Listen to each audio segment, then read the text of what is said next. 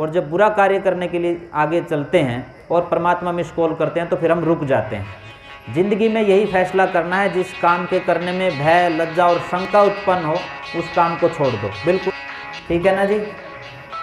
एक और देवी होती है जिसको पैसों की देवी मानी जाती है, रुपयों की देवी, क्या बोल सकते हैं? हाँ, लक्ष्मी की पूजा सबसे ज़्यादा कहाँ होती है? और सबसे ज़्यादा गरीब किस देश में?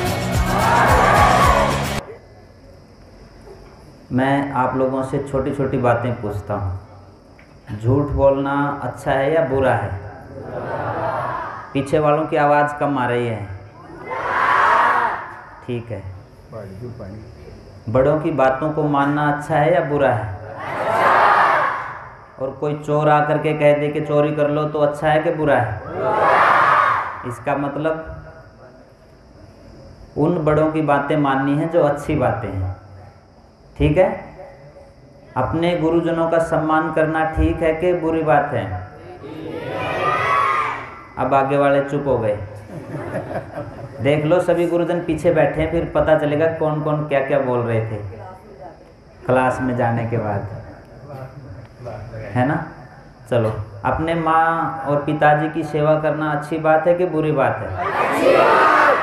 कौन कौन करते हैं? चलो मैं दूसरा प्रश्न पूछता हूँ। बहुत अच्छे बच्चे, एक बार अपने लिए तालियां बजाओ सभी बच्चे।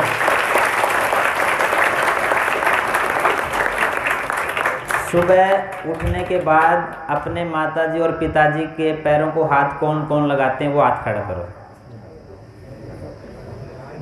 हाँ, बेटियां जो है वो तो संस्कारों की खान होती हैं। क्यों? आपके हाथ अपने पास रहते होंगे ना?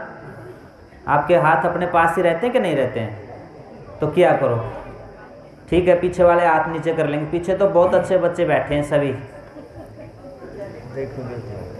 जो अपने बड़ों का सम्मान करते हैं। उसकी 4 चीज़ें बढ़ती हैं, आपको पता है क्या क्या?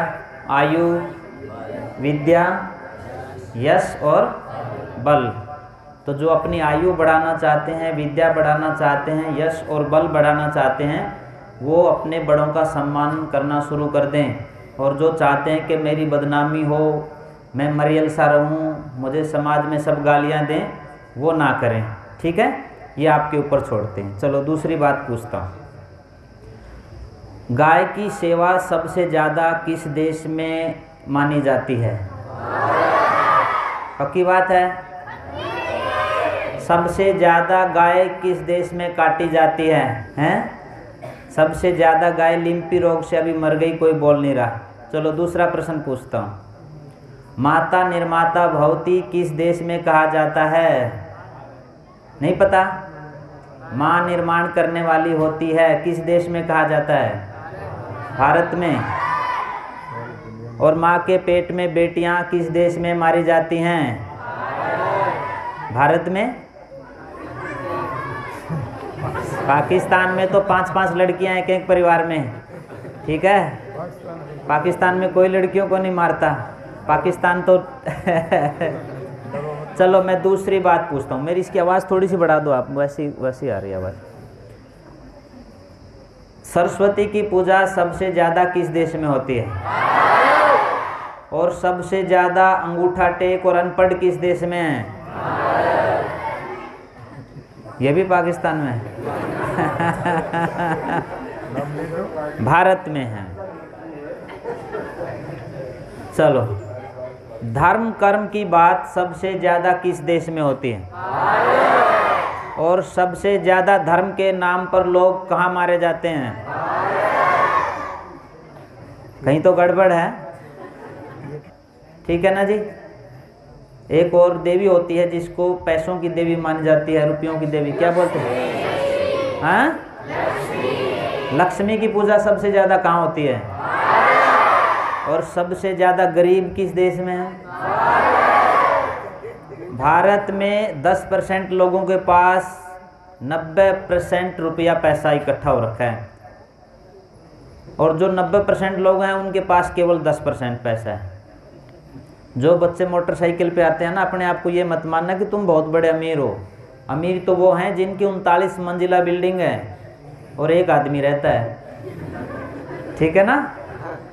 तो आपको लगा ना कहीं विरोधाभास है। हम लोग सरस्वती की पूजा करें तो सबसे ज़्यादा अनपढ़ भी यहाँ हैं, जबकि सबसे ज़्यादा विद्वान यहाँ होने चाहिए थे।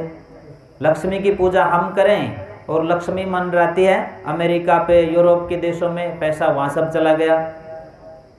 इसका मतलब कहीं ना कहीं पूजा पद्धति में अंतर है। हम उस माँ की पूजा नहीं करते जिस माँ ने हमें जन्म दिया।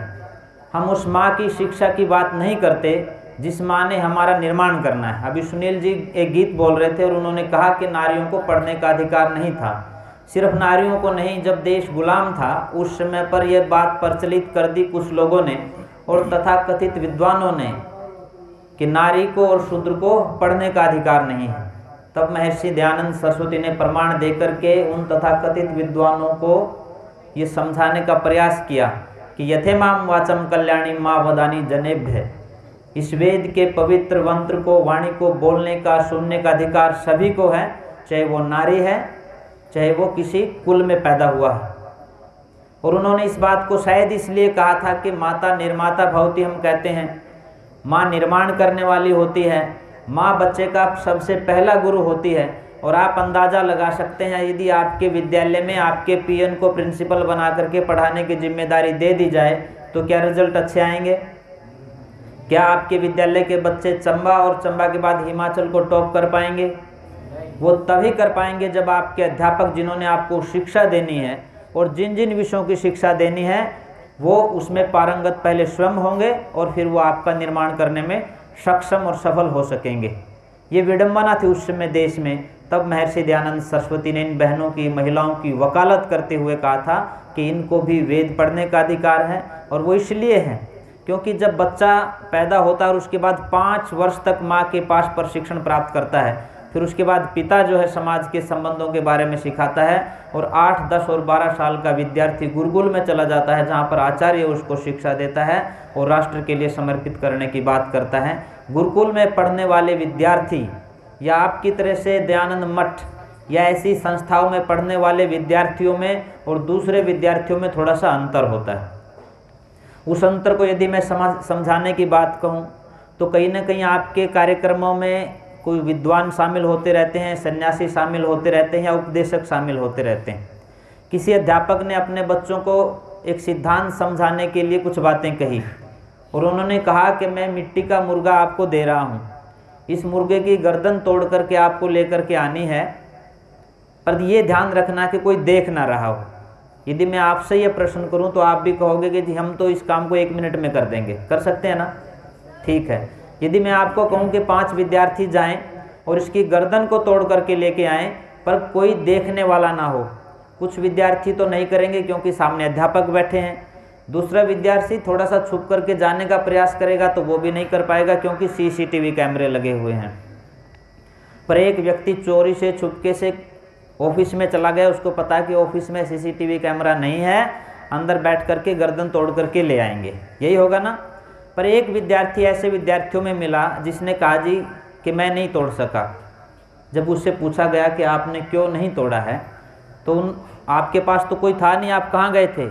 उन्होंने कहा मैं बिल्कुल एकांत में चला गया, ऑफिस में बैठ कर के मैंने दरवाज़ा बंद कर दिया और जब मैं गर्दन तोड़ने लगा तो मुझे उस सन्यासी की बात याद आई जिन्होंने कहा था कि परमात्मा सब कुछ देख रहा है, कि मैं इसकी गर्दन तो तोड़ देता, मुझे अध्यापक भी नहीं देख रहे थे, CCTV कैमरा भी नहीं था, मेरे मित्र भी नहीं थे, परंतु परमात्मा मेरी एक एक चीज़ को देख रहा था और मुझे लगा कि जब परमात्मा ही मेरे इस कार्य को देख रहा है तो मैं इस काम को कैसे कर सकता हूँ। और उन्होंने अपने गुरुजी के पास आकर के वो मुर्गा वापस ला करके दे दिया और गुरुजी ने फिर उसको सम्मानित किया कि जो व्यक्ति इन सिद्धांतों को जानता है। हम देखते हैं ना, यहाँ भी लिखा होगा आप CCTV कैमरे की नज़र में हैं इसलिए मुस्कुराते रहें। और मैं यदि कहूँ कि परमात्मा का CCTV कैमरा 24 घंटे आपके साथ रहता तो फिर मुस्कुराते रहो, आधे लोग मुरझा जाएंगे क्योंकि कहीं ना कहीं दिमाग में शरारतें चलती रहती हैं। सही है कि गलत है? सही है ना? तो आगे से कुछ भी गलत करने से पहले, वैसे तो मुझे पता है बहुत अच्छे बच्चों, किसी की किताबें भी नहीं उठाते है ना, चीटिंग भी नहीं करते, किसी का पेन भी नहीं उठाते, पैसे तो दूर की बात है, पैसे तो लेके नहीं आते। तुम यहीं से आते हो चंबा से, मुझे पता है, ये लेके आते हो बताना मत, नहीं तो फिर। तो ऐसी इन बातों से हमें इसलिए भी बच करके रहना है। आपका हर अच्छा और बुरा कार्य परमात्मा देख रहे हैं, और परमात्मा के यहाँ ये नहीं है। एक अध्यापक ने बच्चों से पूछ लिया, जैसे मैं आपसे पूछ लेता हूँ, 10 गधों में से 4 गाय घटा दो, कितने बचे? 10 गधे और गाय कितनी बची? 4। इसी तरह से यदि मैं आप लोगों से पूछने लगूं कि 10 अच्छे कर्मों में से 6 बुरे कर्म घटा दो तो कितने बचे? अच्छा, यहाँ सिद्धांत आ गया आपका। परमात्मा के यहाँ ये जमा घटा ये जोड़ नहीं चलता, ये सिद्धांत नहीं चलता। वहाँ हर अच्छे कार्य का फल अच्छा मिलता है और हर बुरे कार्य का बुरा मिलता है। तो आप ये निश्चित करके चलें, जितने अच्छे करोगे उनका फल अच्छा मिलेगा, और जितने बुरे करोगे उनका फल बुरा मिलेगा। अवश्यमेव भोक्तव्यम कृतम कर्म शुभाशुभम। हर शुभ और अशुभ कर्म का फल हमें परमात्मा निश्चित तौर पर देंगे। कुछ फल तो तुरंत मिल जाते हैं और कुछ फल बाद में मिलते हैं। जैसे आप पढ़ रहे हैं, तैयारी कर रहे हैं, 1 साल लगेगी आपको और फिर आप पास हो जाओगे। आज कार्यक्रम में आए हैं, आपके लिए आज तो नहीं, कल जो है बढ़िया वाला खाना बनाएंगे यहाँ, और खाना भी 15-20 प्रकार का होता है ना, उसको खाएंगे तो भूख तुरंत शांत हो जाएगी। ठीक है। आपके जीवन में जो आपको लगता है, परमात्मा हमें मिस कॉल मारते हैं, आपको पता है? अच्छा एक बात बताओ, आपके पास कोई कॉल कर दे, आपने उसका नंबर सेव कर रखा है और उसका नंबर आ जाए, आपको बात नहीं करनी उससे, तो फ़ोन काट देते हैं ना। और यदि वही व्यक्ति किसी दूसरे का नंबर लेकर के, जिसका नंबर आपके मोबाइल में सेव नहीं, और वो मिस कॉल मार के छोड़ दे, फ़ोन ना करे पूरा, तो आप कॉल करते हो कि नहीं करते हो? परमात्मा मिस कॉल मारते हैं, आप उस पर ध्यान देते हैं कि नहीं देते हैं? अब आप कहोगे जी परमात्मा कौन सा जियो का नंबर ले रखा है कि वो कॉल करेंगे, है ना? परंतु परमात्मा मिस कॉल करते हैं। जब हम अच्छा काम करते हैं तब भी मिस कॉल करते हैं। मिस का मतलब क्या होता है? याद करना ना। परमात्मा याद करते हैं आपको उस समय। जब हम अच्छा काम करने के लिए चलते हैं तो उत्साह बढ़ जाता है, चाव हो जाता है, उमंग आ जाती है कि नहीं करना चाहिए। और ये तीनों की तीनों चीज़ें परमात्मा की मिस कॉल हैं। वो प्रेरित करने के लिए अच्छे काम के लिए आगे बढ़ जाना चाहिए। आपको लगा कि कार्यक्रम चल रहा है और कार्यक्रम में हमें मदद करनी चाहिए, यहाँ कुछ कूड़ा करकट पड़ा है रास्ते में तो उसको साइड में कर देना चाहिए, है ना? बेंचों को व्यवस्थित रखना चाहिए, गुरुजनों को आकर के नमस्ते करने चाहिए, तो चाव चढ़ जाता है ना। कुछ बच्चों की जिम्मेवारी लगी कि आप समीधा डालेंगे, आप घी डालेंगे, आप सामग्री वहाँ से लेकर के आएंगे, तो चाव चढ़ जाता है कि नहीं इस काम को मुझे करना है। और यदि आप यहीं से बैठे बैठे अपने मन में अभी सोचना, अभी परमात्मा मिस कॉल मारेंगे आपको कि किसी की चोरी करनी है, तो दिमाग में क्या आएगा? नहीं ये नहीं करना चाहिए। माता जी को पता चल गया तो, आचार्य जी को पता चल गया तो, या प्रिंसिपल साहब को पता चल गया तो ठीक नहीं है। आप किसी के बारे में बुरे विचार लेकर के आएंगे दिमाग में, तुरंत 1 मिनट में आएगा कि नहीं, घर वालों को पता चल गया तो गलत हो जाएगा, समाज को पता चल गया तो गलत हो जाएगा।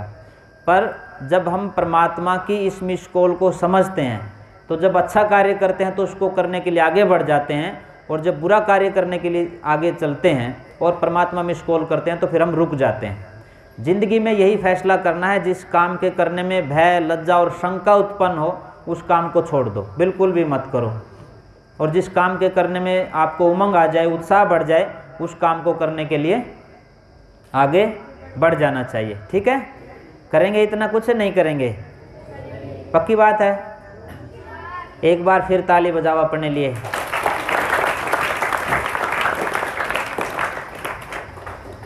अच्छा बच्चा बनने के लिए सच बोलना चाहिए कि झूठ बोलना चाहिए? अच्छा बच्चा बनने के लिए पढ़ना चाहिए कि नहीं पढ़ना चाहिए? अच्छा बच्चा बनने के लिए मांस खाना चाहिए कि ठीक ठाक रोटी खानी चाहिए? देख लेना कौन कौन ठीक बोल रहे हैं। अभी कुछ गड़बड़ है छोटी मोटी? नहीं, बहुत अच्छे बच्चे हैं ध्यान मठ चंबा के, कोई भी बच्चा मांसाहार नहीं करता। ये बहुत खुशी की बात है, इससे बच कर के रहना है, क्योंकि हम प्राणी मात्र के कल्याण की बात करते हैं। आर्य समाज का जो 6ठा नियम है, संसार का उपकार करना, इस समाज का मुख्य उद्देश्य है, अर्थात शारीरिक, आत्मिक और सामाजिक उन्नति करना। जब हम एक उद्देश्य लेकर के चलते हैं तो उसी के अनुरूप कार्यों को आगे बढ़ाते हैं। हमारे सामने लक्ष्य क्या है, उद्देश्य क्या है, उसी के अनुरूप तैयारी करते हैं। यदि आपके सामने लक्ष्य है कि संसार का उपकार करना है तो ये नहीं हो सकता कि आप किसी जीव की हत्या करें। अभी चीते लेके आए ना मोदी जी, तो कई लोगों ने सोशल मीडिया के ऊपर एक चीता एक बंदरिया को गर्दन से पकड़ रखा है और उसका छोटा सा बच्चा उससे लिपटा हुआ रो रहा है। आपने देखी वो वीडियो? तो लिखने वाले ने ये लिखा कि ठीक है, आपको अपनी भूख शांत करनी थी, पर इस छोटे से बच्चे की क्या गलती थी? इसकी तो माँ चली गई, आपकी भूख शांत होगी पर इसकी माँ चली गई। जब कोई भी व्यक्ति मांस के लिए छोटे से गाय के बछड़े को मारता है या किसी दूसरे जीव की हत्या कर रहा है तो उसकी माँ या उसका बेटा वो तो चले गए ना, उनका भी अपना परिवार है, तो उसकी भी चिंता हमें करनी है, क्योंकि हम सत्य में अहिंसा में विश्वास रखने वाले लोग हैं। हम एक ऐसी सनातन परंपरा में विश्वास रखने वाले लोग हैं जो किसी का मन वचन और कर्म किसी से भी बुरा नहीं करता। वो मारना तो दूर की बात, मारने के बारे में सोचता भी नहीं है। तो इसलिए हमें शाकाहार की तरफ बढ़ना है और मांसाहार से दूर रहना है ना। कोई भी व्यक्ति जब मांसाहार करता दिखे तो उसको ये ज़रूर बताना है कि आप किसी की माँ को खा रहे हैं, आप किसी के बेटे को खा रहे हैं, और यदि आप किसी के परिवार को बर्बाद करोगे तो आपका परिवार कभी आबाद नहीं हो सकता है। इन बातों का आपको ध्यान रखना है कि नहीं रखना है? हम ऋषि दयानंद की बात कर रहे थे। मैं 2-3 प्रश्न और छोटे छोटे आप लोगों से पूछता हूँ। आचार्य जी जब समय हो जाए बता देना, क्योंकि मेरे वाला जो घड़ी वो बंद है, सामने वाली वो इसी टाइम पे है। मैं 2-3 बार देखा, वो पक्की है, वहीं पे रुकी हुई है। अगर ये हरियाणा में होती तो कहते कि मर्द की जुबान नहीं बदलती, इसलिए वो पक्की है। ये पीछे है। 3 मिनट, चलो 3 मिनट में 6 प्रश्न पूछते हैं। कौन बनेगा करोड़पति से भी महत्वपूर्ण प्रश्न आप लोगों से पूछ लेते हैं। चलो, शहीद आजम भगत सिंह का नाम किसने सुना है? हाँ या ना बोलेंगे? सुना है कि नहीं सुना है? बहुत बढ़िया। उनका परिवार किस संगठन से संबंध रखता है, ये सुना है कि नहीं सुना है? आर्य समाज से। बिल्कुल, इन्होंने कहा आर्य समाज से। पीछे भी आवाज़ आ रही आर्य समाज से। महर्षि दयानंद सरस्वती ने यज्ञोपवीत दिया था, जनेऊ जिसको बोलते हैं ना, वो भगत सिंह के दादाजी को दिया था। चलो मैं दूसरा नाम पूछ लेता हूँ आपसे। श्याम जी कृष्ण वर्मा को जानते हैं? नहीं जानते। श्याम जी कृष्ण वर्मा एक ऐसी शख्सियत थे जो संस्कृत के प्रोफेसर थे, विद्वान थे, जिनको महर्षि दयानंद सरस्वती ने लंदन भेजा और वहाँ जाकर के 1905 में उन्होंने इंडिया हाउस और 1907 में इंडियन होम रूल सोसाइटी की स्थापना की, जहाँ पर बैठ कर के सारे क्रांतिकारी जो है शिक्षा लेते थे। और जो भारत से बाहर गए थे, खास करके बड़े परिवारों के बच्चे जो पढ़ने के लिए गए थे, उनको टारगेट करके कि इन सबको आज़ादी के आंदोलन से जोड़ना है, इसलिए महर्षि दयानंद सरस्वती ने श्याम जी कृष्ण वर्मा को लंदन भेजा था। और वो उन्हीं श्याम जी कृष्ण वर्मा की प्रेरणा से सैकड़ों की संख्या में नौजवान क्रांतिकारी थे जो देश की आज़ादी के आंदोलन में लगे। तो श्याम जी कृष्ण वर्मा के गुरु कौन हुए? स्वामी दयानंद सरस्वती। एक बच्चे ने पीछे जोर से बताया, उसके लिए एक बार फिर तालियां बजाओ। 1 मिनट की बात करके ख़त्म करता हूँ। राम प्रसाद बिस्मिल का नाम किसी ने सुना है? उनके गुरु का नाम बताओ। महर्षि दयानंद सरस्वती। वो भी आर्य समाज मंदिर शाहजहाँपुर में रहते थे। चलो ठीक, दूसरा मैं प्रश्न पूछता हूँ। पंजाब नेशनल बैंक की स्थापना किसने की थी? लाला लाजपत राय ने। लाला लाजपत राय के गुरु कौन थे? स्वामी दयानंद सरस्वती। ठीक है, कौन थे? चलो, सबसे पहले गुरुकुल परंपरा को किसने पुनर्स्थापित किया? दोबारा से गुरुकुलों की स्थापना जब हुई, उसकी स्थापना किसने की थी? स्वामी श्रद्धानंद जी ने। किसने? उनके गुरु कौन थे? चलो, डीएवी की स्थापना किसने की थी? तुम्हारे 50% नंबर ही बचते हैं, 50% फेल हो चुके, आप लोग देख लेना। बताओ। स्वामी दयानंद सरस्वती ने नहीं की थी। हो किन्होंने बताया पीछे से? महात्मा हंसराज जी। और उनके गुरु कौन थे? स्वामी दयानंद सरस्वती। मैं मोटा मोटा आपको यही बताना चाह रहा हूँ, आज़ादी के आंदोलन में जिन लोगों का योगदान है, जिन्होंने आज़ादी का आंदोलन लड़ा, उन सब की प्रेरणा कौन थे? महर्षि दयानंद सरस्वती। यदि आज के समय में कोई राजनेता अहंकार में भर के स्वामी दयानंद सरस्वती का नाम ना लेना चाहे, आर्य समाज का नाम ना लेना चाहे तो भले ही ना ले, परंतु जो अपने बुजुर्गों के, अपने बड़ों के सम्मान को भूल जाता है, उनके कार्यों को भूल जाता है, वो कृतघ्न व्यक्ति होता है, और कृतघ्न व्यक्ति कभी ज़िंदगी में तरक्की नहीं कर सकता है। तो हमारे ऊपर किनका कर्ज है? उन बलिदानियों का जिनकी वजह से हम आज़ाद हुए हैं, उन लाखों बलिदानियों का जिन्होंने अपने आप को देश की आज़ादी के ऊपर आहूत कर दिया, उन हजारों माँओं का जिन्होंने अपने आप को इस के लिए तैयार किया कि हमें भी आज़ादी के आंदोलन में जाना है, और अपने नौजवान बेटों को आज़ादी की बलिवेदी पर आहूत होने के लिए प्रेरणा दी। ठीक है, तो तुमसे कोई भी व्यक्ति पूछे, 1 सेकंड में अपनी बात खत्म कर रहा हूँ, कि देश को किसने आज़ाद करवाया, तो ये दिमाग में बात रखनी है, महर्षि दयानंद सरस्वती और उनके अनुयायियों ने देश की आज़ादी के आंदोलन में सबसे महत्वपूर्ण योगदान दिया है। देश की आज़ादी के आंदोलन में चाहे किसी ने जय के नारे भी लगाए हों, वो भी हमारे लिए सम्माननीय है। हम किसी की तुलना नहीं करते कि गांधी जी का रोल कम है या शहीद आजम भगत सिंह जी का कम है, नहीं, जिनका जितना भी योगदान रहा है वो इतने ही हमारे लिए सम्माननीय है और होने भी चाहिए, जिनकी वजह से आज हम खुली हवा में सांस ले रहे हैं। मैं इस अवसर पर बोला, आप सब ने मुझे बोलने का अवसर दिया, इसके लिए मैं आप सबका आभार प्रकट करता हूं। आपका ये विद्यालय इसी प्रकार से तरक्की उन्नति करता रहे और स्वामी सुमेधानंद जी के कार्य को आगे बढ़ता रहे। बहुत बहुत धन्यवाद।